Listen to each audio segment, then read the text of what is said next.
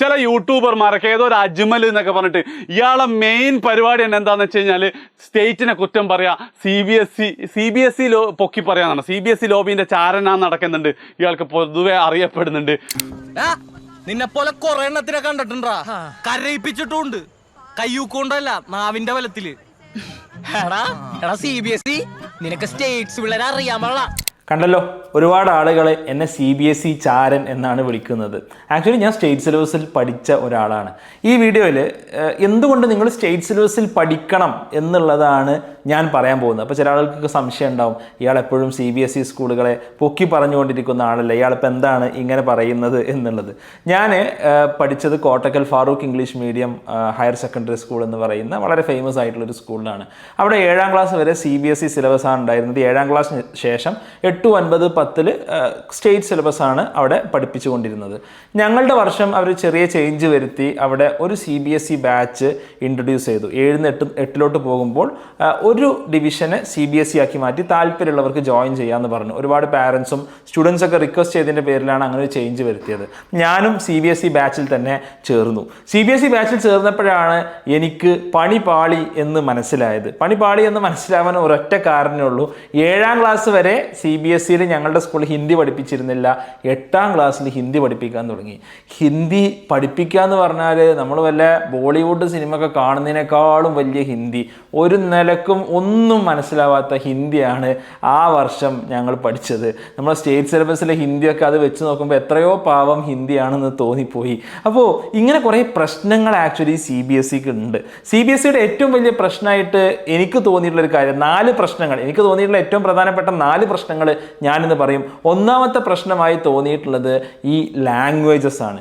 Especially Hindi പോലുള്ളൊരു language 1ാം ക്ലാസ്സിൽ നിന്ന് ഒരു കുട്ടി പഠിക്കുക എന്നുള്ളത് എനിക്ക് ആലോചിച്ചിട്ട് മനസ്സിലാവുന്ന പോലെ. എൻ്റെ മോനിപ്പോൾ 1ാം ക്ലാസ്സിലാണ് പഠിക്കുന്നത്. ഞാൻ സ്കൂളിൽ പോയി ചോദിച്ച് എനിക്കുള്ള അവിടെയുള്ള ഏറ്റവും വലിയ കൺസേൺ എന്നുള്ളത്, എന്തിനാണ് ഈ ഹിന്ദി പഠിക്കുന്നത്?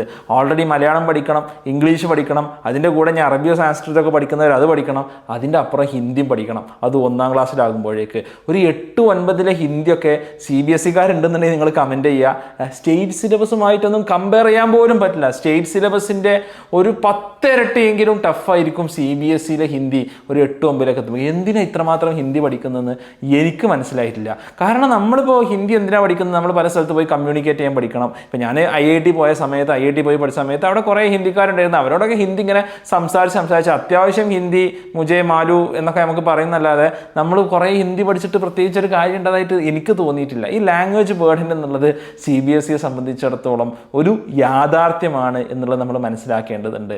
രണ്ടാമത്തെ പ്രശ്നം എന്നുള്ളത് തീർച്ചയായിട്ടും അഫോർഡബിലിറ്റിയാണ്. എൻ്റെ എല്ലാ വീഡിയോസിൻ്റെയും താഴെ വരുന്ന പ്രധാനപ്പെട്ട കമൻറ്റുകളിലൊന്നും ഈ അഫോർഡബിലിറ്റിയാണ്. കാരണം എല്ലാവർക്കും CBSE സ്കൂളിൽ വിട്ട് പഠിപ്പിക്കാൻ സാധിക്കുമോ? CBSE സ്കൂളിലൊക്കെ പല സ്കൂൾസിലും എസ്പെഷ്യലി നമ്മളൊരു സിറ്റീസിലോട്ടൊക്കെ വരുമ്പോൾ വലിയ ഫീസ് തന്നെ വാങ്ങുന്നുണ്ട്. കാരണം അവർക്കും സർവൈവ് ചെയ്യണമെങ്കിൽ വലിയ ഫീസ് വാങ്ങണം.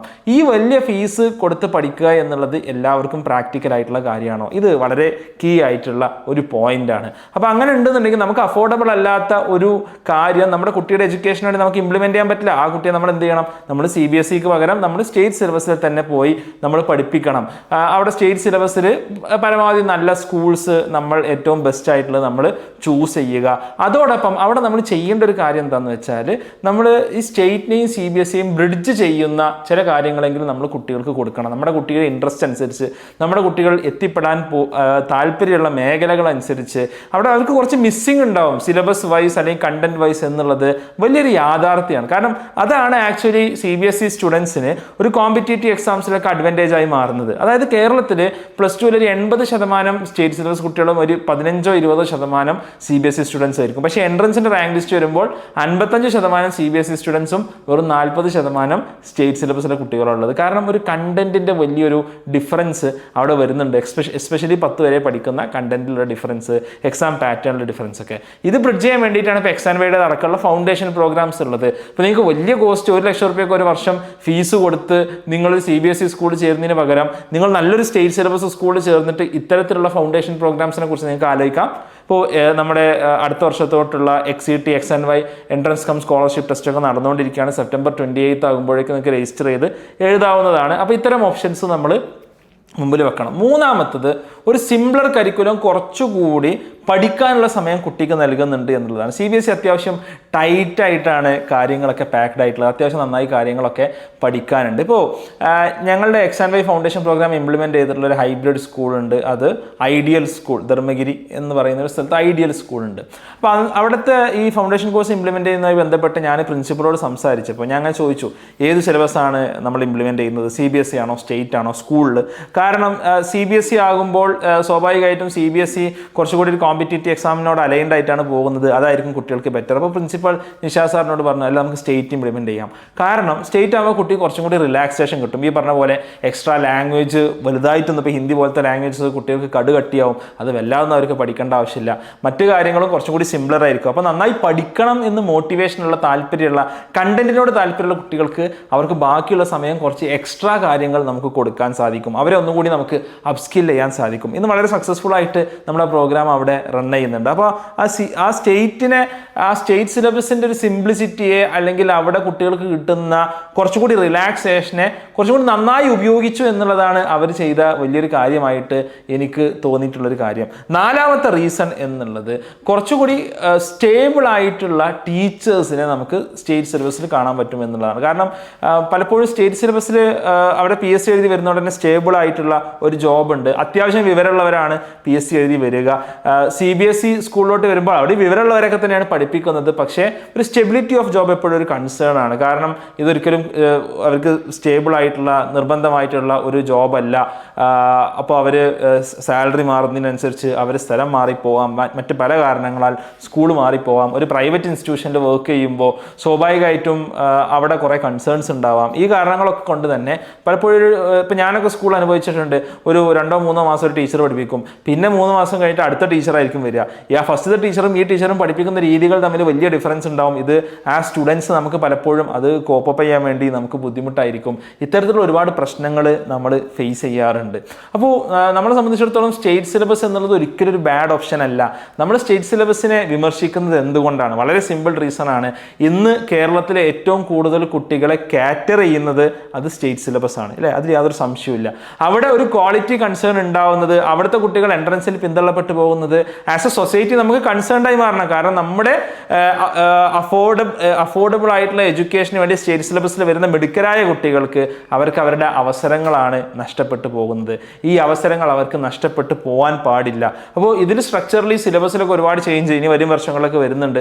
അവിടെ ഗവൺമെൻറ് കുറച്ചുകൂടി പ്രൊആക്റ്റീവായിട്ട് ഇടപെടും എന്ന് നമുക്ക് പ്രതീക്ഷിക്കാം. പക്ഷേ ഇനി അതല്ലെങ്കിൽ പോലും നമ്മൾ നമ്മുടെ കുട്ടികളുടെ വിദ്യാഭ്യാസത്തിൻ്റെ കാര്യത്തിൽ കുറച്ചുകൂടി പ്രൊആക്റ്റീവായിട്ട് ഇടപെടേണ്ടത്. ഇപ്പോൾ ചില ആൾക്കാരുണ്ടാവും, എല്ലാവർക്കും CBSE പഠിപ്പിക്കാൻ അഫോർഡബിൾ ആവില്ല. അതേപോലെ തന്നെ ചില ആളുകൾക്ക് അടുത്ത് ചിലപ്പോൾ നല്ല CBSE സ്കൂൾസ് ഉണ്ടാവില്ല, റൈറ്റ്? ഓരോ സ്കൂൾസിൻ്റെ ക്വാളിറ്റിനെ ഡിപ്പെൻഡൻ്റ് ആയിരിക്കും. ചിലപ്പോൾ അവിടെ സ്റ്റേറ്റ് സിലബസ് സ്കൂളായിരിക്കും കുറച്ചുകൂടി നന്നായിട്ട് ഉണ്ടാവുക.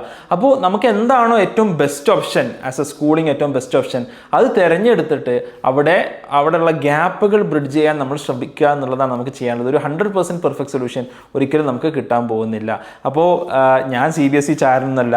ഞാൻ ഈ പറഞ്ഞ പോലെ +2 വരെ ഞാൻ സ്റ്റേറ്റ് സിലബസിലാണ് പഠിച്ചത്. +1 +2 ഗവൺമെൻറ് എയ്ഡഡ് സ്കൂളിലാണ് പഠിച്ചത്.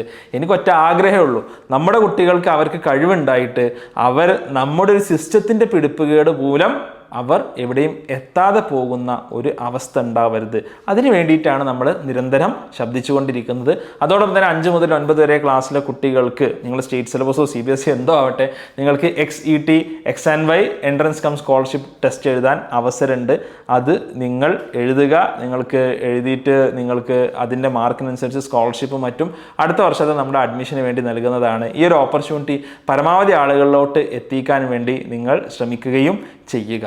Okay, so that's all. നിങ്ങളുടെ അഭിപ്രായങ്ങളും താഴെ കമൻറ്റ് ചെയ്യുക. നിങ്ങൾ സ്കൂളിൽ പോകുന്ന നിലക്ക് CBSE സ്റ്റേറ്റിലൊക്കെ പോകുന്ന ആൾക്കാരുണ്ടാവും. നിങ്ങളുടെ അഭിപ്രായങ്ങൾ പ്രോസ് ആൻഡ് കോൺസ് താഴെ കമൻറ്റ് ചെയ്യുക. ഹെൽത്തിയർ ആയിട്ടുള്ള ഒരു ഡിബേറ്റ് ഡിസ്കഷൻ നടക്കട്ടെ, which will overhaul our education system. Thanks for watching. മറ്റൊരു വീഡിയോയുമായി കാണാം. ബൈ.